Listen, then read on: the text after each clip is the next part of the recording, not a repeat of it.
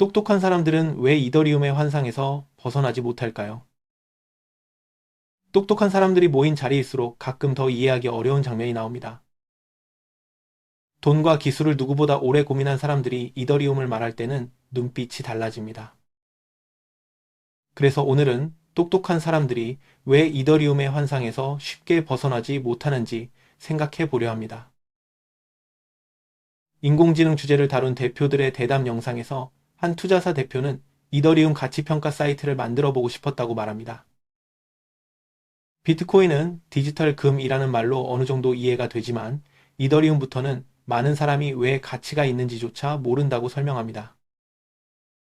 그는 이더리움에도 분명한 비즈니스 모델과 가치가 생기는 활동이 있다고 보고 그걸 데이터로 보여주고 싶었다고 말합니다.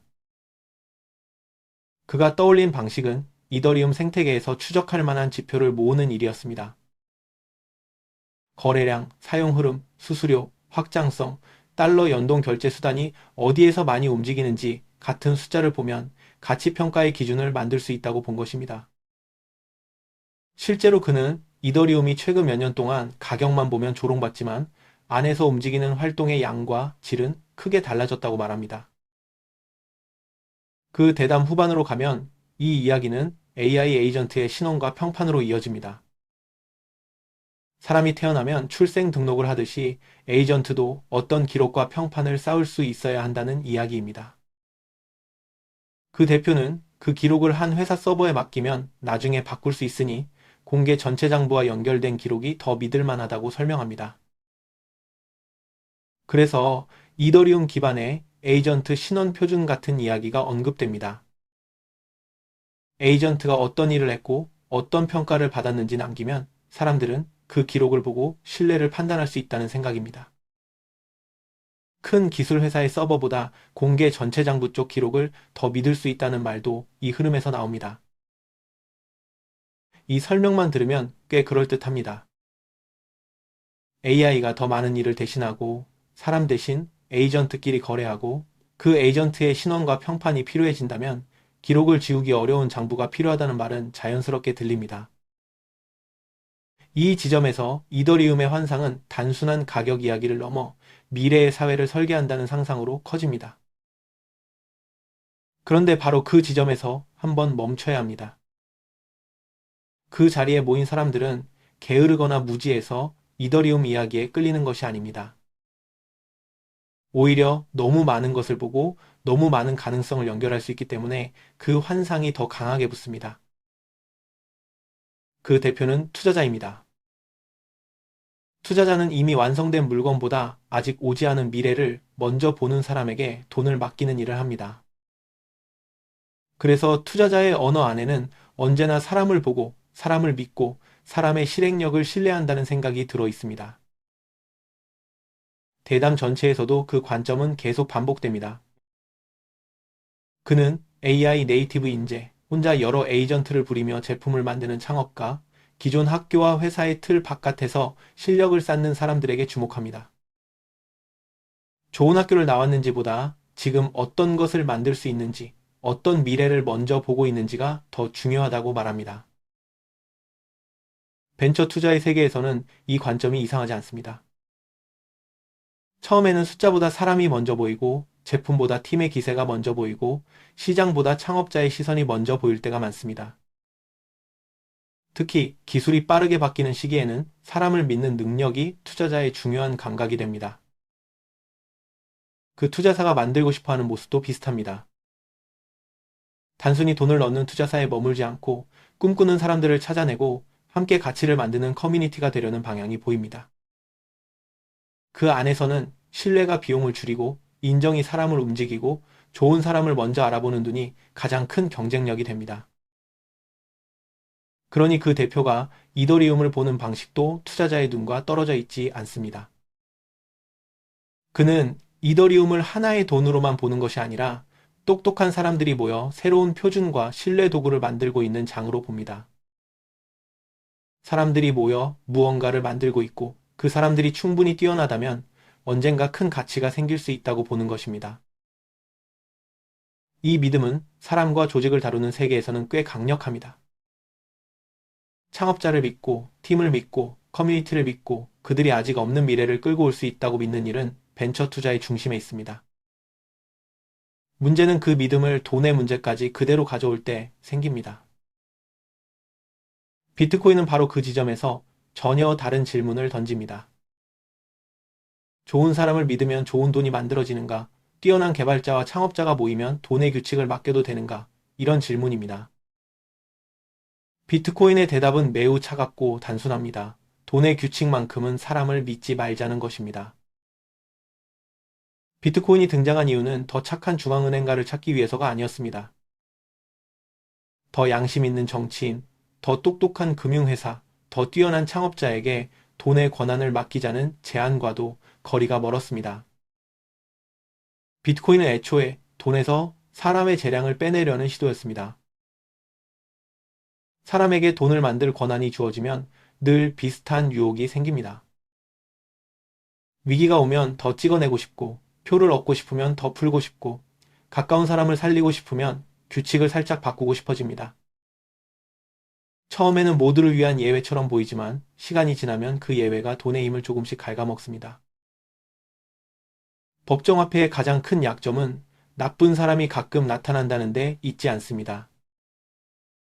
착한 사람도 압박을 받으면 공급을 늘릴 수 있고 똑똑한 사람도 자기 시대의 문제를 해결한다는 명분으로 미래의 저축을 희석할 수 있다는 데 있습니다. 돈의 발행 버튼이 사람 손에 있으면 언젠가는 그 버튼을 눌러야 할 이유가 끝없이 생깁니다. 비트코인은 그 버튼을 없애려 합니다.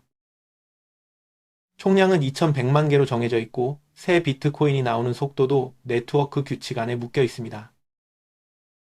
누가 유명하든, 누가 똑똑하든, 누가 위대한 비전을 말하든 그 사람의 설득만으로 규칙을 마음대로 바꿀 수 없습니다.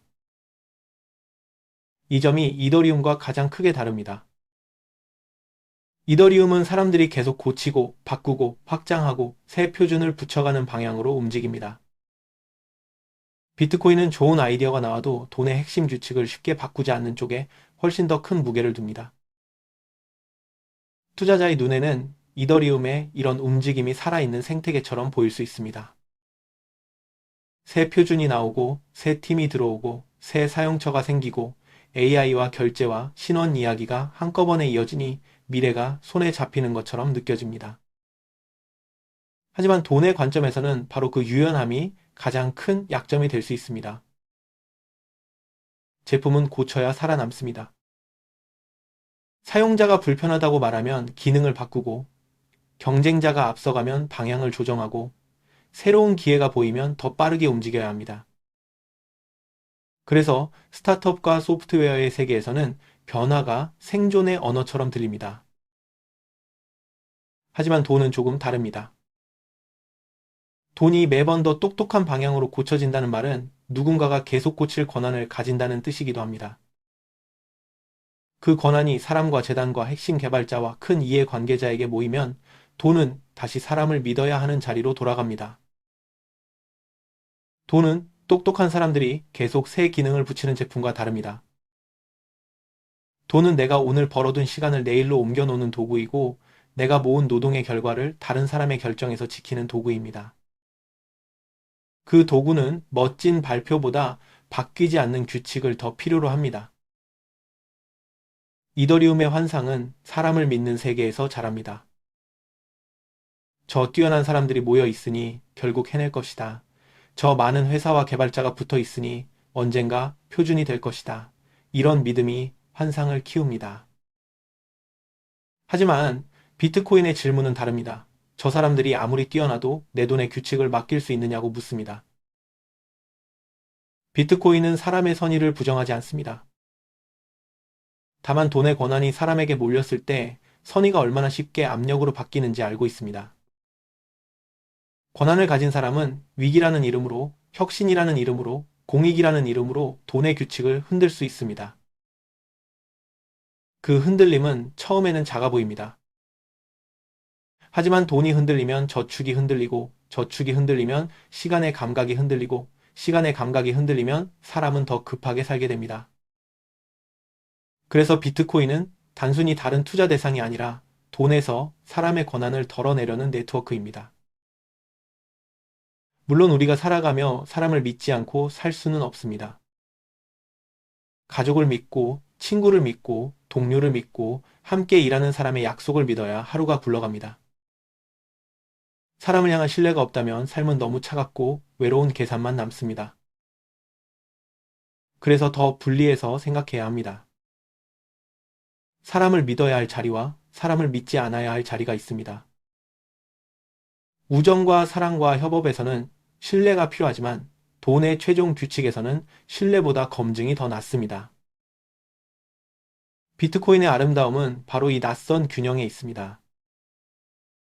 우리는 누군가의 인격을 의심해서가 아니라 돈이라는 자리에 너무 큰 권한을 두지 않기 위해 비트코인 네트워크를 신뢰합니다. 이것은 사람을 믿지 않는 냉소보다 사람에게 너무 무거운 유혹을 맡기지 않는 지혜에 가깝습니다. 돈은 사람의 천재성보다 사람의 한계를 더 진지하게 받아들여야 합니다. 사람은 똑똑해도 흔들리고 선해도 압박을 받고 성공해도 권력을 내려놓기 어렵습니다. 그래서 돈의 규칙은 사람의 약속보다 네트워크의 검증 위에 놓일 때 더 단단해집니다. 우리가 믿을 사람은 여전히 많습니다. 삶에서는 소중한 사람들과 신뢰를 주고받고 함께 밥을 먹고 약속을 지키고 서로의 시간을 아껴주면 됩니다. 다만 돈 문제만큼은 신뢰 없는 신뢰인 비트코인 네트워크에 맡기는 편이 더 낫습니다. 이더리움의 환상은 사람들이 사람을 너무 잘 믿기 때문에 생깁니다.